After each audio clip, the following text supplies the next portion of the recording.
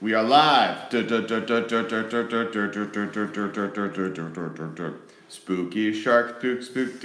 Are we live and published right now? Yeah, we are live. Oh, I should speak into the microphone. Yeah. Spooky That shark. was my way of telling you to speak in the microphone. Well, I'm singing a spooky shark song, which isn't even the spooky song. The Today Show this morning had like this little girl who like was trying to convince Alexa to sing the spooky shark song. They got Alexa to do it. You watch good you I watch the Today Show every single morning. Did you always? No, this is a Whitney created. Do you enjoy situation. Yeah, I don't hate it. It's pretty good. Everyone's like very likable.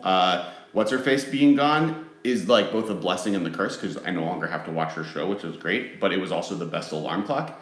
Which one? Megyn Kelly. Oh. So Megyn Kelly's show was canceled, and before when it came on, that was how I knew that I needed to get into my car and leave because I would be late to work otherwise. Now it's just them still, so I don't I have to pay attention to a clock instead of having the TV channel switch to a new show.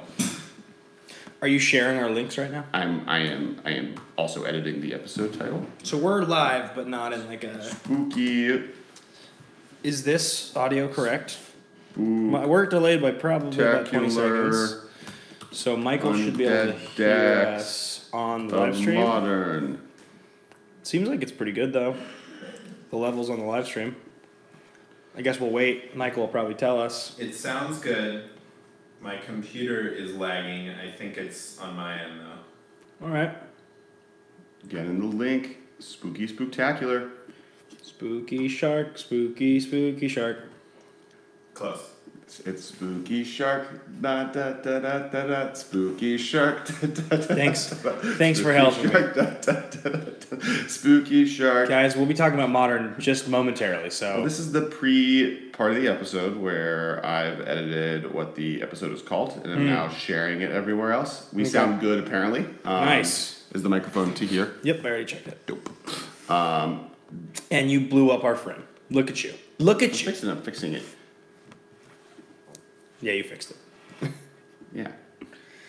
Right. Come hang out for the Halloween-themed MMcast episode about Undead decks in Modern. Spooky. I hope everyone that's in the pre-show is enjoying what's going on. Come hang out for the Halloween-themed MMcast episode. Washington, D.C. I don't want to. Live. About Undead decks in Modern. Alive. Unlive. I don't know. Let's see if that works. Okay. So if you are watching this on the stream, you probably are already subscribed to the YouTube. I'm guessing.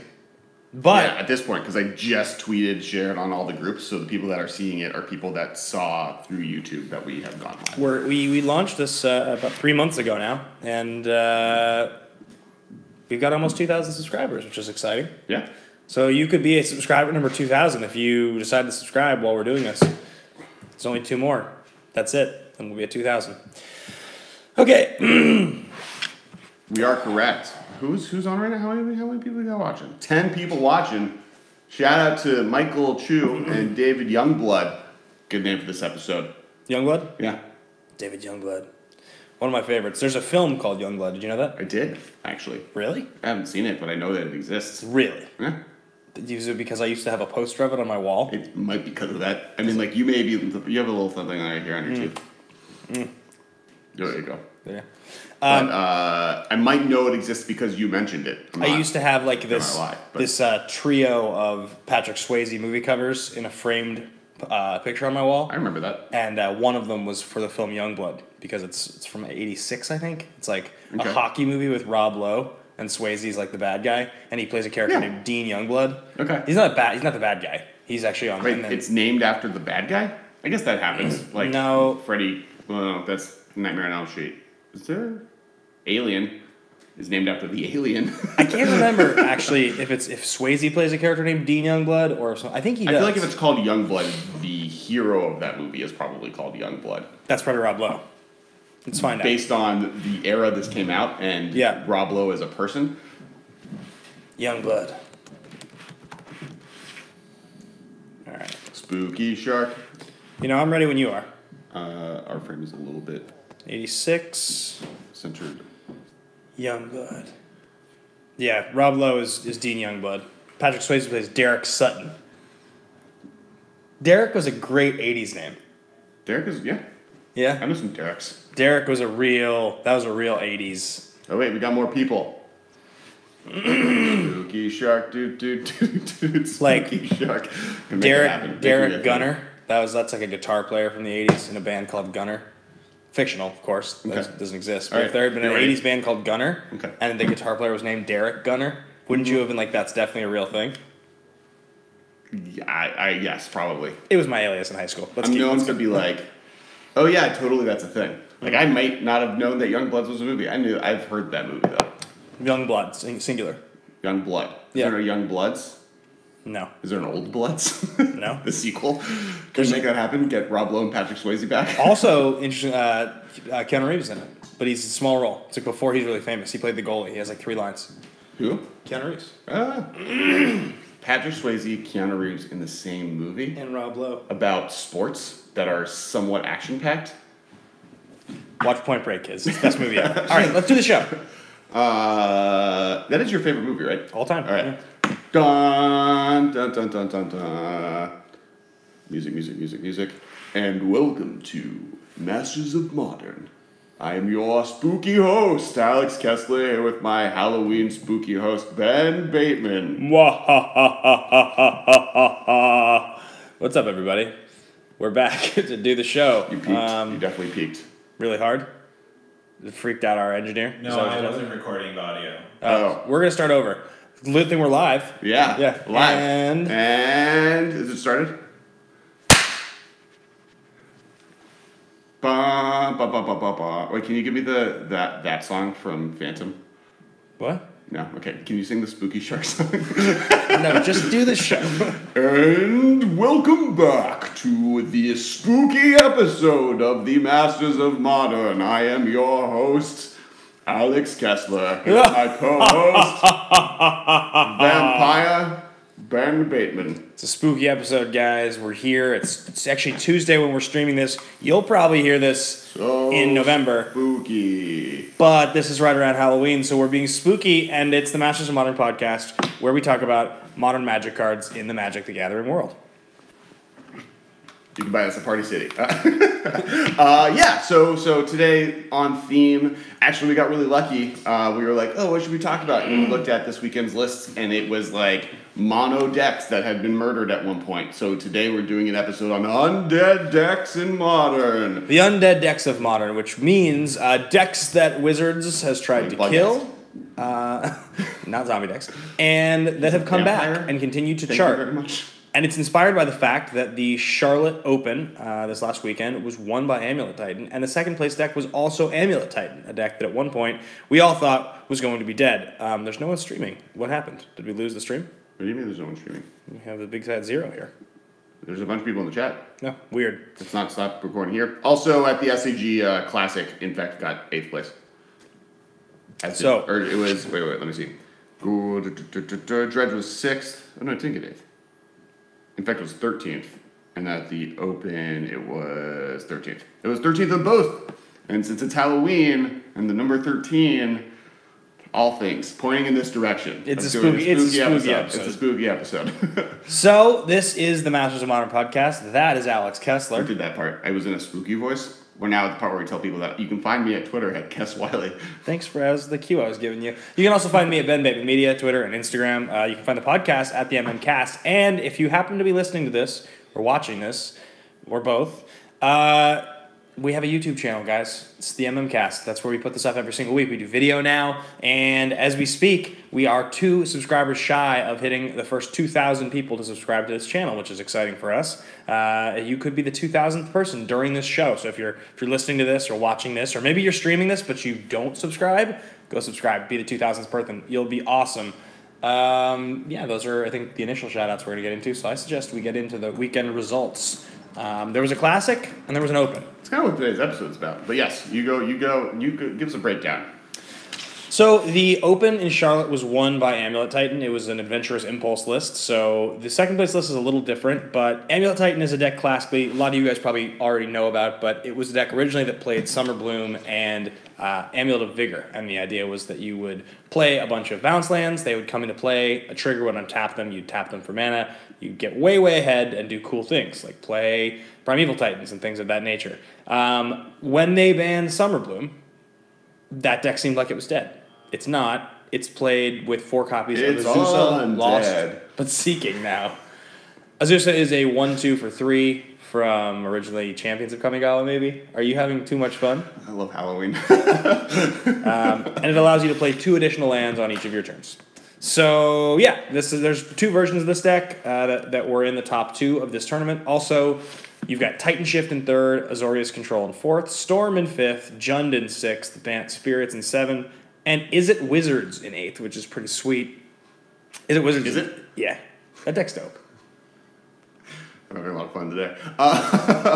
And then the SCG Modern Classic was run by Gruul Land Destruction, also known as Panza, with Mardo Pyromancer taking in 2nd place, then Mono Green Tron, Azorius Spirits, Humans, Dredge, Mono Green Tron, Elves, and then, as I mentioned, Infect down in 13th. Gamebox is pointing out to us that he's pretty sure Storm is an undead deck. You're absolutely right. It's on our list. We have a list. We have a whole list of decks we're going to talk about. We have 10 decks we're going to talk about. Some of them, and we're also going to break out like what movie trope those decks most fit in their undead status. So are they a Freddy Krueger? Are they an alien? I'm just finding out about this right now, the same as you guys. So. Well, that's just what we were talking about in the pre-episode, so we'll probably be doing it regardless, even if we didn't want to, and we weren't making an official thing. We have 10 lists we're talking about, and since we're there and we're on the fact that it won, let's talk about Bloom. Okay, sounds good. Let's talk about that version of Bloom. There's 2 versions here. William Pulliam wins the first one, and Austin Roberts plays the second one. So big differences here.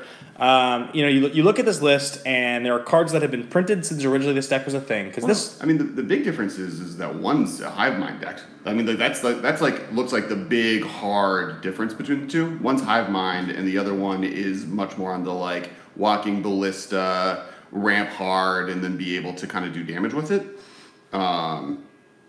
Yeah. Yeah, and also like the other difference this version plays versus the classic version is this plays Sakura Tribe Scout. That didn't used to be a thing in the original lists. That was I've seen that since Bloom was banned. That's been the most common like. No, that's I'm saying compared to the dead version of the deck. Oh yeah. This undead version, it became possible because people tried out the 8 of 4 Azusa and 4 Sakura Tribe Scout. Back in the day, people would usually play like 2 Azusa. The Highline one doesn't have him. Really? Mm-hmm. It's playing Lotus Bloom. So it's a turn. It's supposed to be a turn slower, possibly. Correct. Sure. But a little more consistent. Gives you a really, really good opening hand. You get to. I don't think there's anything else here. No, yeah, that's kind of the thing. It's like Hive Mind with. I guess what like Lotus Bloom is decent with Hive Mind, and then on the Amulet, the other one is much more like on the Sakura Tribe Scout. Well, because I mean, Lotus Bloom in this deck basically it's supposed to be either a turn 4 Titan or a turn 4 Hive Mind, one or the other. And then the other one seems much more because it's also playing what's it called? I had it just Explore. Right. So like the and I forget which one won. Did this win? Which one's the winner? And which one's the Explore deck won? The Explore one. Is much more on the like ramp really quickly space. Yeah. And, like more on what Amulet was trying to do. The other one's much more on the classic like packs and getting Hive Mind into play and then wrecking people with a pact and Hive Mind. And it's interesting that they like both are going in such different directions and both found such success.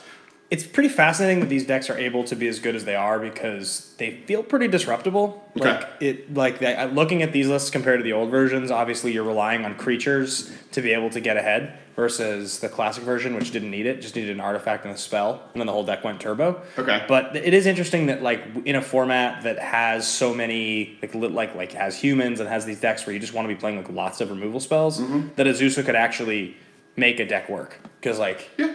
I'm interested to see what between these two options, which one becomes the better or the one that people actually ends up seeing more play, or do they both are they just now we have two different variants. We have Amulet Titan and we have Hive Mind Titan. Yeah, I mean I think also like Amulet Hive Mind.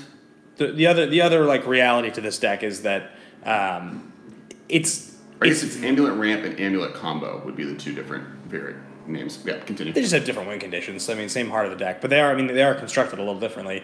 What I was gonna say is like it's very similar to Storm in the sense that your whole deck is constructed to resolve one of these like turbocharge cards and then go off. Mm-hmm. So with Storm, it's like if you can keep one of your mana accelerants on the table, you'll probably win. Yeah. In this deck, it's like if you resolve Azusa and untap, you have a pretty good shot at winning. But if they kill Azusa and you draw another one, play it and untap, you'll still probably win.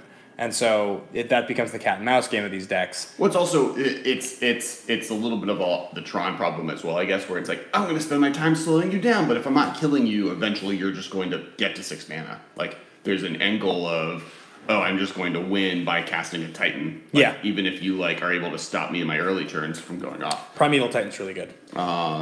Speaking of which, the third place deck at this tournament was Titan Shift, which is a deck that we've seen come in and out. I think we've seen it come in and out. This version... That deck's not undead. At best, it was like... Well, we're just talking about the Zachary Binks of this conversation. Zachary Binks? Zachary? What are you talking about? Oh, wow. Hocus Pocus. I never saw it. He's the cat in Hocus Pocus. You've never seen Hocus Pocus? No. Wow. That feels like a thing that you're going to lose on trivia at some point on. Hocus Pocus? Yeah. Is that a movie that I need to know about? And I know what it is. Yes, it's like very famous. But so basically, there's a cat at the beginning that's like undead and been around for a while. I'm like comparing it because it like came back to life due to the Valakut unban. Okay. And it existed. It just existed. Directed by Kenny Ortega, starring Bette Midler. Lovely. All right. How do you not know what Hocus Pocus is? I know of it, but if you were to be like, who's in Hocus Pocus, I think I would have struggled. Well, look, I mean, the cast is like really kind of insane. Well, Bette Midler and Sarah Jessica Parker. Yeah, okay, that's fair. It's fine. What's her face who disappeared? The entire internet of the world is unhappy with you. Okay. Alex is obsessed with Bette Midler and Sarah Jessica Parker. Apparently, Ben hates Halloween. Everyone, give him crap for it. All right. I hate fun. Okay, yeah, that's what it is. True. I'm a Grinch. All right, give me Christmas. Next is Infect, number 13th in both tournaments. Spooky. Infect's kind of making a comeback recently in general. I mean, Amulet was the big kind of story this weekend where it was not around and now is back. Where Infect has kind of been like on the outskirts of every tournament for the last couple weeks, and Spellskype's back. I think Blossoming Defense and it just being adopted is a big reason for this. Like, I don't think there's anything else in here that really is like more than just like the metagame is finally back to where Infect is good. Like with Dredge being good and like humans maybe on the downturn, like gives it like the ability to kind of just like get into people. Infect had picked up steam like a year ago. Like it's been like a little bit here and there for a while. It's won some tournaments. It doesn't have the turbo version that it used to have. It's just a little bit more. It doesn't feel as landslidey. Like you don't have hands with this deck anymore where you can draw them and just like poop the win. Like they still have. I feel like that's untrue. Like the big thing, like because the reason Infect died was Fatal Push and Gitaxian Probe, both one being printed and one being banned in the period of 2 weeks. Right, but I'm saying I think the original version when they didn't have that removal spell and you had a free spell to make your Become Immense cheaper, to know what's in their hand, to know that you could just literally go for it on turn 3 if you needed to. It's not that simple anymore because you don't have the free information of Gitaxian Probe, and it's more likely you're going to run into a removal spell. So you have to bide your time and set up a little bit more carefully, which I think makes the deck about a turn slower. Sure, okay. I mean, I agree that it's a turn slower. I think part of it is just like, up until very recently, like we were in a Death Shadows world, and then that was followed by a Jund world over the summer, and then that one was followed by a blue-white or blue-red-white-red control summer, and then now we're in a world where all those decks are bad because Dredge is arguably the best or second best deck in the format, and so and now everyone's pumping Graveyard Rotate, but Infect's great in a world where someone's trying to just like attack on turn 4 with a bunch of 3/3s on the ground. And it being able to be kind of in the air or unblockable is like, and just like, I win because you don't have removal spells.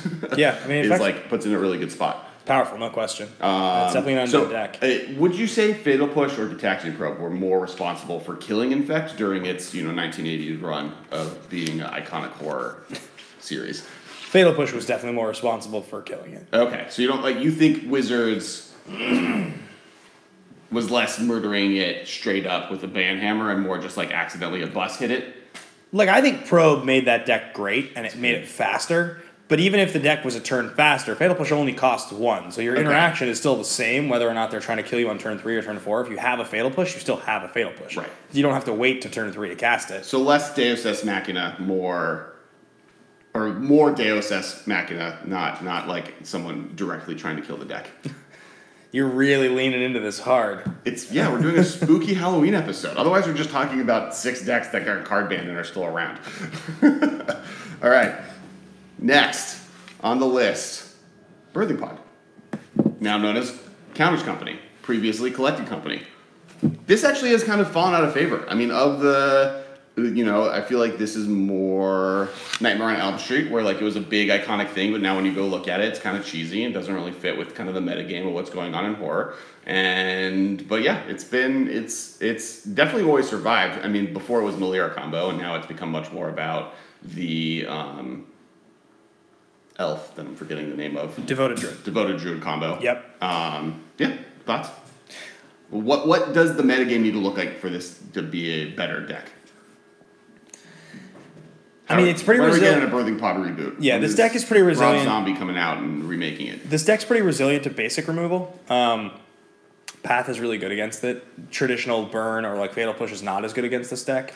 But I mean, with Infect doing so well, and even decks like Titan coming out, like these are decks that are all not very interactive, which kind of lets a deck like this kind of come out from under them. I still think those decks in general are faster, right? Because so this deck can win on turn 3. It's able to. If you just play play the Elf and then the Vizier with no disruption. Yeah. I mean, if you have both in the opening hand and a Duskwatch Recruiter, you just or a Ballista and they don't interact with you, you just win on turn 3. Sure. But I think that in general, this version of you're not usually going to natural the hand like that, so you're usually going to have to spend a turn with a tutor or like get ahead to get your Collected Company or. And I mean, even in the Birthing Pod days, these decks were all just hyper efficient tutor versions of Hate Bears, and I think Humans is doing what these decks are trying to do just better. I think the fact that Humans just locks people out and then is just aggressive is just a more of a threat in this metagame than the ability for comboing off. Yeah, and I think also another major difference is that those old decks, those old like Gavany Township decks, they really did have the ability to go wider, and Humans doesn't have a combo element, so it can't just win out of nowhere. Like it has to. You see the win coming completely from Humans. You are counting the damage, whereas like these decks kind of can get you from behind. Yeah. I mean, this deck, you can feel like you're ahead. You're a couple turns away from closing it out, and they just like top deck Collected Company and beat you. The chat's arguing over how popular or unpopular Hocus Pocus is. It's great. I mean, the movie was very popular. I remember Hocus Pocus. I just never watched it. It's a very famous movie. You're obsessed with Bette Midler. I mean, like, I'm not. I honestly probably couldn't have. If you had asked me what the lead actress's name of that movie is, I probably wouldn't have been able to say Bette Midler. But I know Zachary Binks' name. I'm impressed. What's the girl's name? She's like very famous, or she was very famous, and then she like disappeared. She was in Ghost World. Thora Birch? Yes, Thora Birch. She's the girl. She's the lead little girl in that movie. 93. Interesting. Look at that. You learn something new every day. How do you not know this? This is like a movie that they definitely will ask you in trivia at some point. I mean, now I know Thora Birch is in it, Bette Midler's in it, and Sarah Jessica Parker's in it. I have a pretty good shot at getting it right. It came out in 93 and it was directed by Kenny Ortega. I guess that the plot is never a question you get asked. All right, moving on. Dredge. Dredge is probably the most emblematic of this episode, being a graveyard-themed zombies, vampires, zombies, and spirits deck. It has all 3 of those card types in it. And Dredge is in a weird place with this list because Dredge started out the format. It started out the format like not really a deck. Then in the history of Modern, Dredge was originally more of a Vengevine deck that like wasn't really doing anything and couldn't make it happen. And then they unbanned Troll. It still didn't do anything. Then they printed Prized Amalgam, and it immediately became very much a thing. And then it's been a thing since then. They had a ban, Golgari Grave Troll. That's the bullet that we're talking about. And but there's 2 versions of Dredge now that are decks. There's like there's the Vengevine version with like Gravecrawler and Gargadon. Not Dredge. That's Vengevine. In the sense that doesn't really, like, yes, I think Loam is in that deck, but, like, the mechanic of Dredge isn't the key feature of it. Versus, like, I think it's important to keep those distincted from each other because one is about playing creatures and being an aggressive deck that eventually mills itself accidentally, getting Vengevines into play and winning. Right. The other one is I'm turboing cards and Narcomoebas and Prize Amalgams into my graveyard so that I get a bunch of free stuff on turn 3 and attack wide, which is what Dredge was in Legacy and has been since the deck existed. Vengevine's game plan is just a different beast. Right, it's more of a, like, sacrifice triggers, replay things deck. Yeah. But I mean, the thing with Dredge just being back is it got a lot of pieces between Creeping Chill. I mean, just Creeping Chill has brought it back. Like, yeah, Creeping Chill is insane. It allows the deck kind of to go off, like, you know, there's a really interesting thread on Twitter of Zach Elsick kind of calling everyone out of, like, why are you playing Ancient Grudge on the sideboard when you really, at this point, you just want Assassin's Trophies? Because what are you really flashing back Ancient Grudge to kill that hurts Dredge in the format? It's not Affinity. Affinity is no longer a relevant deck. Like, it hasn't, it's like not, which means that everyone should be playing Affinity next week. Is blowing up Cage the most important thing? Nothing in the deck. Ancient Grudge gets stopped by Cage, so you don't get to cast Ancient Grudge. Oh, right. You can't cast it to target the Cage. Great, so the Cage doesn't do anything there. You're not fighting off, which is why Assassin's Trophy would be better in that situation. You're not fighting off Bridge from Below, not Bridge from Below. Snaring Bridge. Yep. A, trophy's better against them. B, your Creeping Chills now just go over. Like, between Creeping Chill and Conflagrate, you can kind of just ignore the bridge. So, like, why play Ancient Grudge? And, yeah, he's right. I agree with him. I think just Assassin's Trophy is better here. I mean, yeah, it is because it's more versatile and it gets anything and it's cheaper. I mean, they're playing one in this list that top 8 at the Classic, I believe. Ross Merriam's list? Correct. Where'd it go? I had it. Dredge. They played one Ancient Grudge on the side and 2 Assassin's Trophies, so they're doing a 1-2 split, which I think is probably correct. And then they play Nature's Claim. Like, his point also is just, like, Nature's Claim is better in the sense that... Nature's Claim I like, because Nature's Claim costs 1 and is fast. Assassin's Trophy I like, but it does cost 2. And the difference between 1 and 2 in Modern is pretty distinct. I mean, it's a catch-all, though. I mean, and in fact, yes, it is, except not in fact. In Dredge, eventually your mana just becomes useless. Yeah. Right? Like, you're more doing other things, and so having something that can get rid of stuff, like anything, is definitely something I think they're interested in. When do you think Assassin's Trophy, like, where do you think Assassin's Trophy settles in terms of price? Oh, like, when? In the long run, I think it probably doesn't get too high. Probably a similar path as what Abrupt Decay did. Like, it's actually doing that now. Because Abrupt Decay was like, everyone was like, oh, that card's insane. It's the chase card in the format. We have to get it. It's like $20 at pre-release. And then it went down to 10. But then the foils are really expensive. And then it didn't really see play in Standard. And it kind of saw play in Modern. And then... I mean, Assassin's Trophy is still like $17, and it's a rare, which is so weird. We don't really see that. Like, the last time that I can consistently remember there being rares that were that much money are when you have, like, basically expensive dual lands. Like, when you have good ones, like... That's I mean... Even Shocks right now are pretty cheap. Well, Shocks are, because they've been printed on the ground. But, I mean, like, part of it is also... The cost of cards is based on the total value of a box, right? Or total value of a set. So right now... Assassin's Trophy is probably pretty high just because the set itself probably doesn't have that much value in it, probably because its land cycle has been printed into the ground. Right. If you don't have the shocks you need already, you probably don't need them. So for Standard, you need, there's some Standard players, but Standard's been so bad recently that even that's not like so many people a lot of players. And so I think that, like, that's not holding a lot of the value. Arclight Phoenix jumping up helps That's the like set kind of depreciate value because now there's a lot of different reasons to buy stuff out of it. It's like $24 now. Yeah, it was $20 it was $28 over the weekend. Yeah, I sold a bunch of them yesterday. I have a big pile over there that I need to sell. Yeah. Bought in hard. Yeah, smart. Smart move. I was right, just calling it. But yeah, back to Dredge. I think, like, just this is a deck that now it's just a thing. I mean, Prize Amalgam is definitely a piece of it. I'm glad that it's not doing well right now. And Graveyard Head's going to put it in and out of the format. But the most spooky of decks, Storm.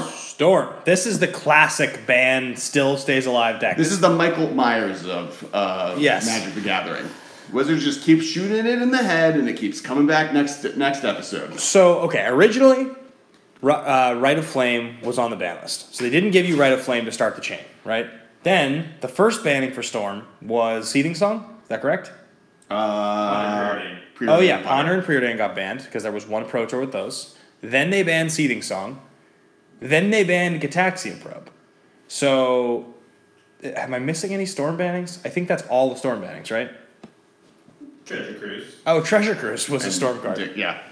And Dig, yeah. So, but this deck just continues it's always going to survive. Back. I mean, like, I made this argument for a long time that, like, the way to kill this franchise is to really shoot Grape Shot in the head, but that's just never going to happen. I think Wizards, like, doesn't want to, like, have that appearance, but I think if Storm becomes problematic one more time, and there's not, like, a reason for it, they don't, like, print a card that just makes it insane, but it just, like, is good for whatever reason for an extended period of time, they might get rid of Grape Shot, but it's a tree I'm barking up that I don't think is ever going to happen for me. So looking at the price of this set really quickly, Gil's Ravnica, most expensive card is Doom Whisperer right now. Surprising. But it's a mythic that everyone loves. That makes sense. Yeah. Second most expensive card, Arclight Phoenix. Sweet. Third, Assassin's Trophy, which is kind of crazy. It's a rare. The top three. Fourth, Aurelia. Wow, it's down to $12 already. Fifth is Vraska. We're now in the land of, like, casual mythics. Sixth is March of the Multitudes. Seventh is Steam Vents. The most expensive shock is a $10 shock land. Oh, shock lands, that makes sense. Risk factor is $9. Yep, I was wrong there. Yeah, all right, interesting. And shocks, right? Yeah. It just goes to shocks. And that just goes to shocks, yeah. Pretty cheap set right now.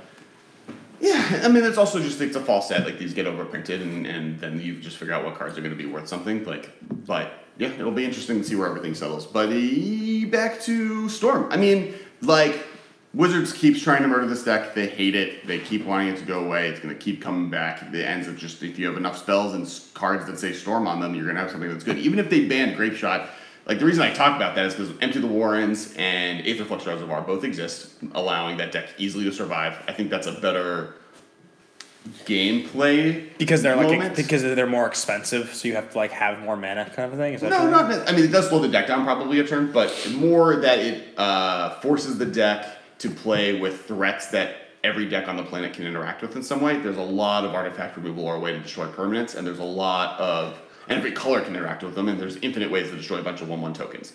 And so that puts a lot of people in a world that they can fight with that. You can counter those spells now. You can, board wipe. You can play something that makes it so they can't attack you. You can, like, there's different ways to interact with those because they're on the board. Versus Grape Shot, which is just, I die. Right. If I don't have a counter spell or a discard spell, and even if I have a discard spell, it goes into your graveyard, and this is a deck that can get stuff back from its graveyard, so I die. Storm is the best deck on this list. I would say Dredge is better than Storm. Currently, but all time Storm is by far, right? Jund is on this list. I would even still, yeah, it's true. In the old days, Jund was definitely the deck. Yeah, it's Storm and Jund. I think Dredge is also all time really good. In Modern, Storm has been classically better for longer.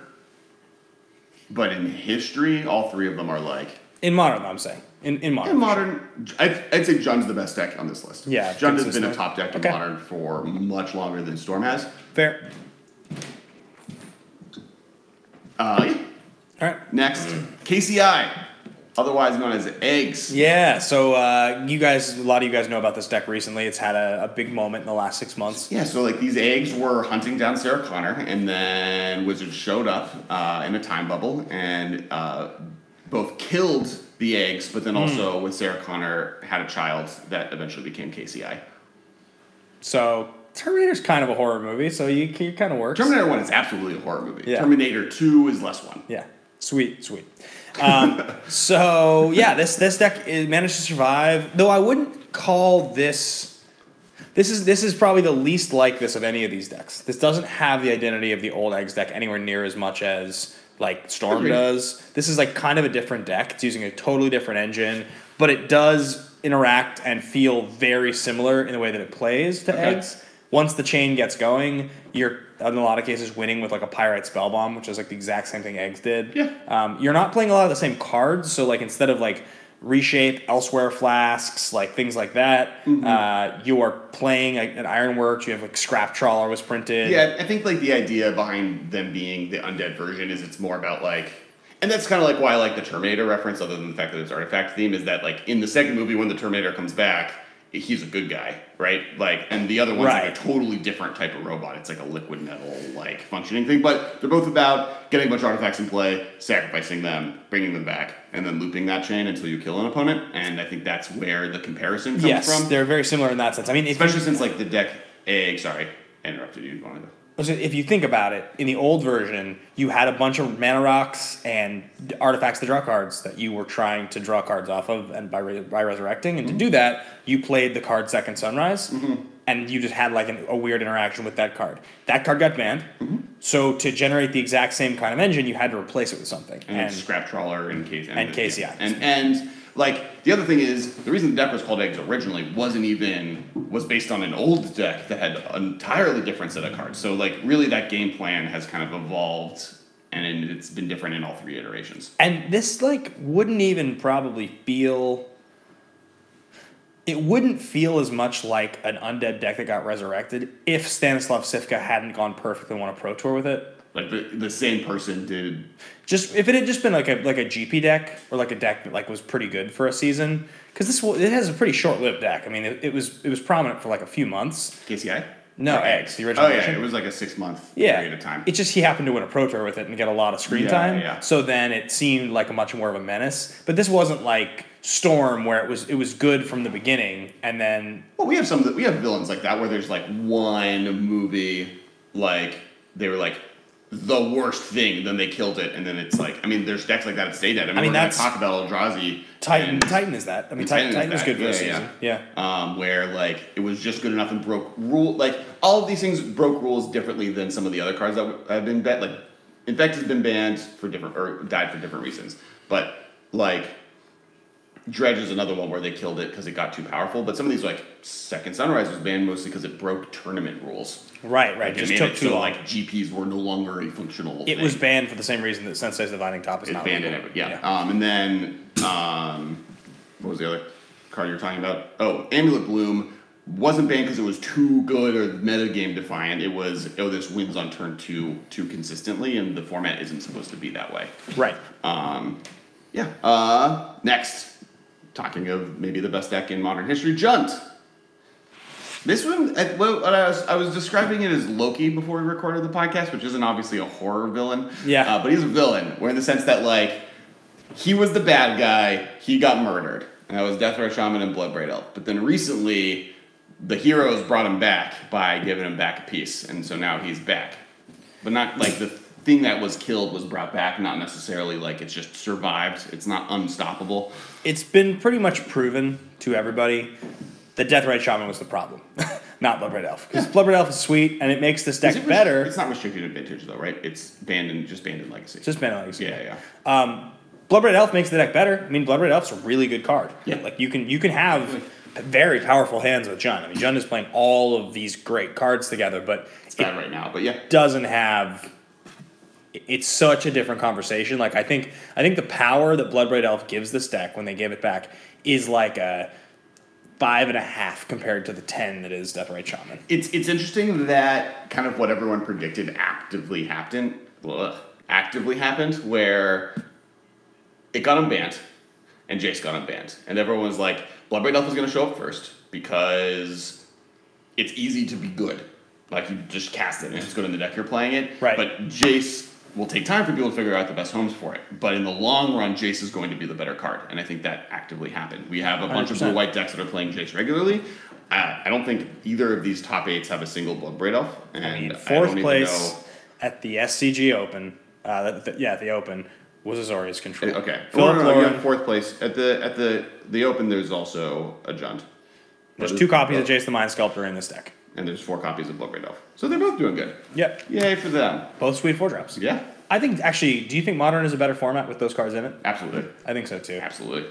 I think, like, I like what those cards do to Modern. I think there are moments where I feel like Mind Sculptor is a little unnecessary. Like, there's moments where I feel like it's Like I don't think blue decks have like overrun the format, and having a good control deck is a good thing. Like it's just the fact that we got that into Fairy so close to each other, within a little while, and so now the blue white decks get to play both. But before Teferi came out, people weren't really playing Jace, so there's a possibility that they need each other to really both be good. Like you need that. That's fair.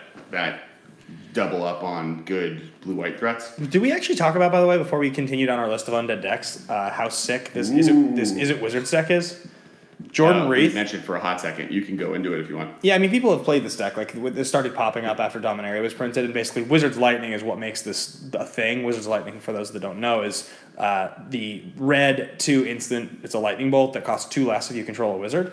And it's just like, people saw it originally, were like, okay, I'm going to play like 4 Snapcaster and 4 Delver, and nobody plays Wizard's Retort, which is the counterspell version, blue 1 that costs 1 less if you control a wizard. Which leads me to believe that if actual counterspell was legal in Modern, I don't know how much of an impact it would even really make. Like, it would make an impact. It would. But the difference is like, this is an aggressive tempo deck, and I don't think counterspell is the best in an aggressive tempo deck versus like the blue-white control deck we just mentioned, just always having access to counterspell as counterspell without having to have some hoop they have to jump through of being a wizard in play, which is not a card that they want to be playing. If you replaced every logic not in Modern with counterspell... is it bad for Modern? It's fine. I'll go with that. Fine. They're better. I mean, but how often... I think it'll see a ton of play, though.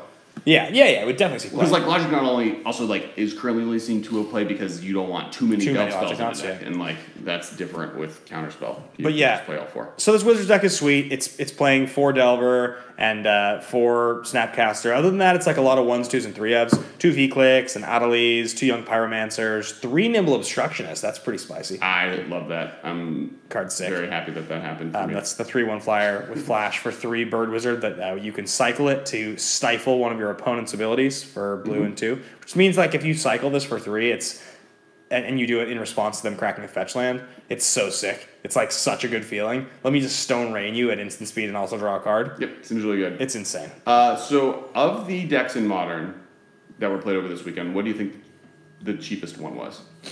In terms of cost? Yeah.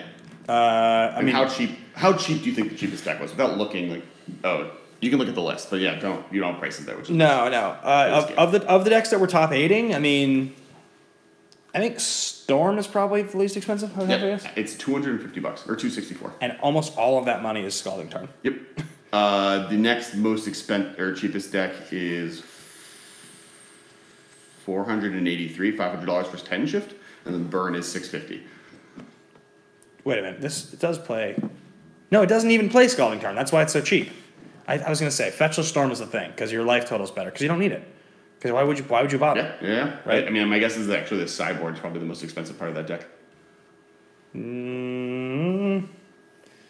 Not really. There's nothing of any value in the sideboard. Oh, so it's expensive. Gifts Ungiven? Gifts is a little bit of money.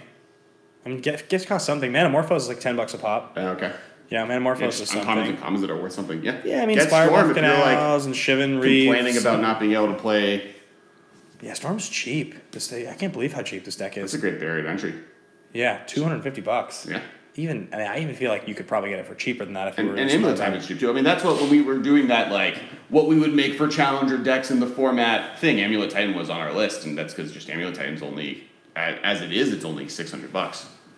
Crazy. Cool. Undead decks. Eldrazi Tron. We didn't talk too much about John. Yeah, John's great. Okay, Eldrazi Tron.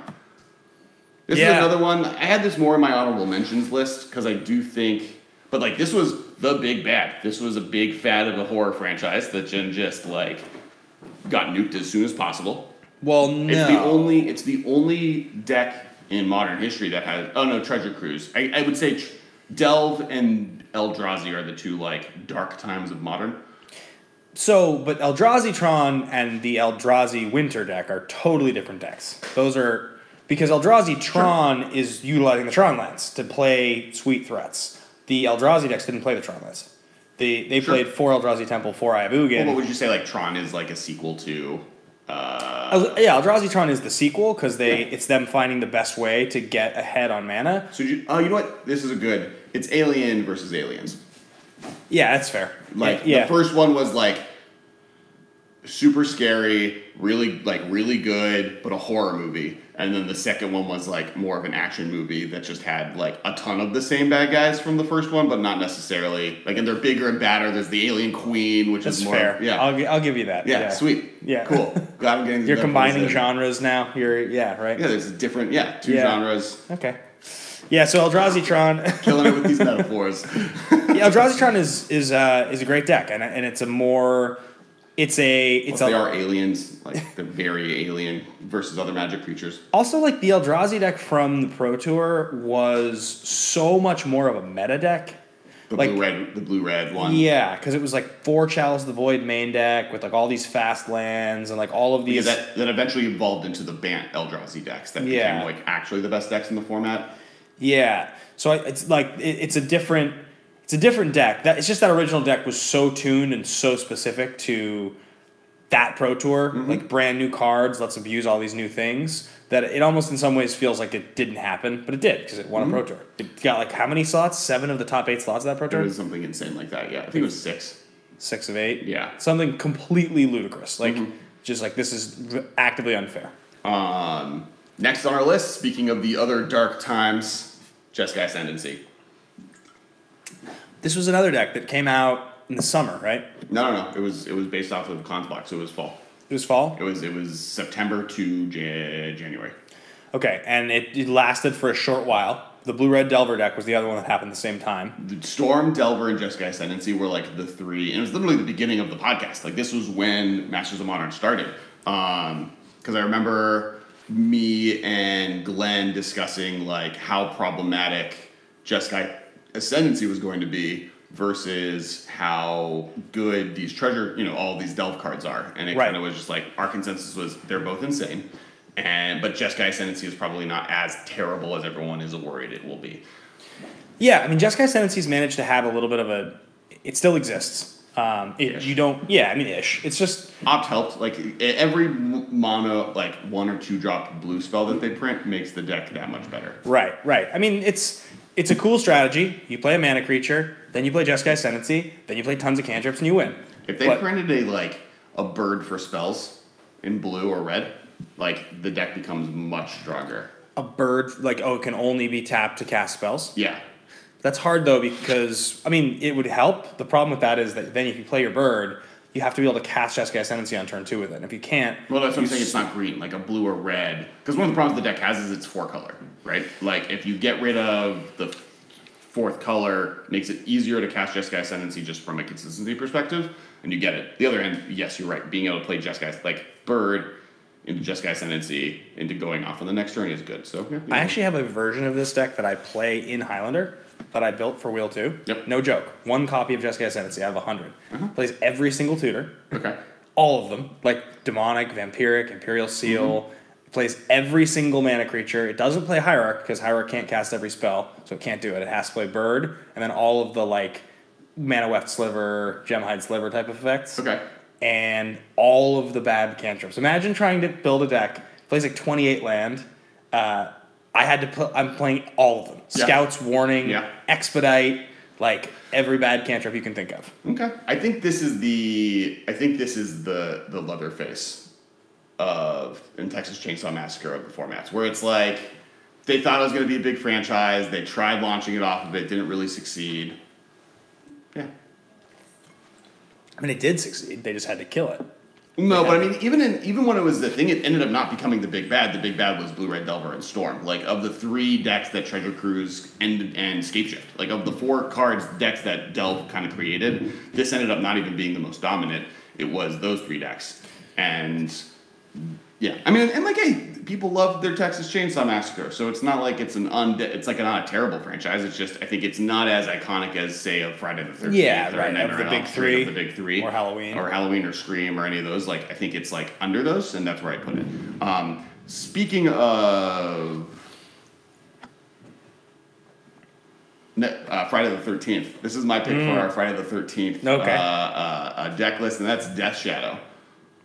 But what happened to Death Shadow? So Death Shadow was a deck that was its own thing. It was kind of tier 2. It was seeing a lot of play. Played 4 Gitaxian Probe, and it played 4. Oh, right. What's it called? And then they banned Git Probe, And then when that happened, they just realized that, oh, this deck is just the best deck in the format. And the reason I'm saying it's like Friday the 13th is because Jason's mom is the killer in the first one. Sure. A deck that's not the villain. And then they kill her. And then in the sequel, it's Jason. Right. And now he's the villain, and he's better than all of them. How many of these classic horror movies have you actually watched? A lot. I went through a big phase in the 90s. Oh, really? I like the 80s horror franchises. Oh, I've seen almost none of them. Oh, yeah? I've almost I watched don't like horror now. Yeah. Probably because we went into the Saw era and it got much more like gory based, and that stuff never was super interesting to me. And like I liked Saw. Saw 1 was really good, and then after that it apparently it goes uphill again. And actually we'll talk about Saw. There's some good ones. Hereditary was great. Yeah, I mean, we're in a horror renaissance. That's kind of the word on the street, is that like right now the good horror movies are just so much more. There's so much of a high quality compared to other eras of horror that we might be in like one of the best horror moments. Get in Out history. was amazing. The Babadook was great. Well, yeah, and then you mentioned it. Like, there's all these ghost ones like Hereditary and others that I haven't really watched. And like Haunting at Hill House just came out, and that show was amazing. Highly recommend it. And then It last year. Like, oh yeah, It was great. Yeah. Yeah. Horror's back. Because it's Halloween! Spooky shark. Death Shadow. I mean, that was kind of the thing with Death Shadow. It was like a tier 2 deck that once a card got banned out of it, it came back as like a format defining. We spent 6 months telling everyone that cards shouldn't be banned out of the deck, or questioning if there needed to be a card banned, what should it be? Because the old version was like 4-Get Probe with Teamer Battle Rage, right? And it was just trying to all in you, like one-shot you. And then they were like, actually, we'll just play Jund with the best threat in the format, which is like a 12-12 for one. The addition of 4 Traverse the Ulvenwald and like Thoughtseize. Yeah, we'll just double down on these hand disruption spells, and for sure. I think that's there's some good metaphors in here. Some of them are looser than others, but I'm happy with that one. And then the last deck I have on this, it's technically 11 decks, is Tron. And this is like an early, I almost want to say maybe Romero, or like a Hitchcock kind of situation. Why do you think Tron's on this list? Because of Ayabugan? Or? No. Well, Ayabugan I think is, and I'll describe the Ayabugan situation. I had a good metaphor for that. But no, it's the Locust Lance. Oh, the Cloud Post Lance. Yeah, so Cloud Post was the deck that was trying to play Emrakul and Eldrazi and ramp those out with colorless lands. The first Pro Tour, right? First Pro Tour, and then they banned Locusts out of the ground. Yeah. And Tron is what came out of it. This is very early on. That's what it was looking like a Hitchcock kind of situation, where it's like very early horror before all these other franchises came around. Before the what's his name? Who made Scream? Wes Craven? Before Wes Craven and Sam Raimi kind of got involved, like that era. Yeah. That's happened. So everyone, that was, I mean, it was, thank God. And then the Ayabugan thing. Ayabugan feels more like in the movie when the villain has like the knife to another hero's throat, and like a cop's got a gun on them, and then they decide to like shoot the person through the shoulder to like kill the guy behind them. Yeah. It's a good move. Ayabugan was the shoulder out of Tron to kill the Eldrazi, holding Tron hostage. It didn't really affect Tron very much. Yeah, no, Tron's they didn't really care. Maybe even not better, but like it's been great. Yeah, it's been more consistent. I mean, because the one Ayabugan and Tron decks was like so that late game you could just like search up Emrakul and win. Yeah, you just no matter what, you're not going to lose the control. You're going to have a 15-15. All the other text on Emrakul that I don't want to really go through. How long's the episode, Michael? I think we're in the 50+ minutes range. Cool. I think that's it. Anyone on the chat before we finish off have any good movie metaphors for decks? We'll see if that happens. But while they're getting us information, make sure to subscribe on YouTube. If you're watching us right now, there's a subscribe button like hereabouts down that way. If you click it, you'll be the 2,000th subscriber. Oh, that's interesting. No, it's not here. It's hard because the app. Wait, is it over there? I don't know. Oh, there. Now it's there. Yeah, that way. Subscribe. Or like the episode. Yeah. Leave a comment. Make sure to comment. Yeah, with your thoughts below. That'd be cool of you to do. And guys, we have a Patreon, patreon.com/MMcast. That's how we continue to grow the show, and we hope to continue doing more for you guys. So please. We're looking to invest in some better microphones, both for the iPad so that the live stream has better sound, as well as here, so that we have better sound in general. Make sure to check out the Facebook group. Check us out on Twitter at the MMcast. Check us out on Instagram at the MMcast. I am at Kess Wiley. You guys can find me at Ben Bateman Media. Be sure to check out our sister podcast, The Command Zone, as well as Game Nights. Yep. They're awesome. They just released a new video content series. I forget what it's called. It's called Extra Turns. Extra Turns, yeah. Right? Well, while you go through stuff, I'm going to look it up. Because I think that is... I think it's called Extra Turns. I watched some of it the other day. Cool. It's really... Yeah, it's awesome. It's like more content from great content creators. So. Yeah, they know what they're doing. Extra Turns. Number 1 with Wedge and the Professor. Dope. Yep. So thanks for listening, guys. Thanks for watching. We appreciate all of the support. We'll be back same time, same place next week. All right. KCI is like Saw. Overly complicated, gory, and long, but surprisingly good and interesting at the end. Thanks, guys. I agree with that. I was looking for a Saw one. Bye, guys. Talk to you guys later. Bye, everybody.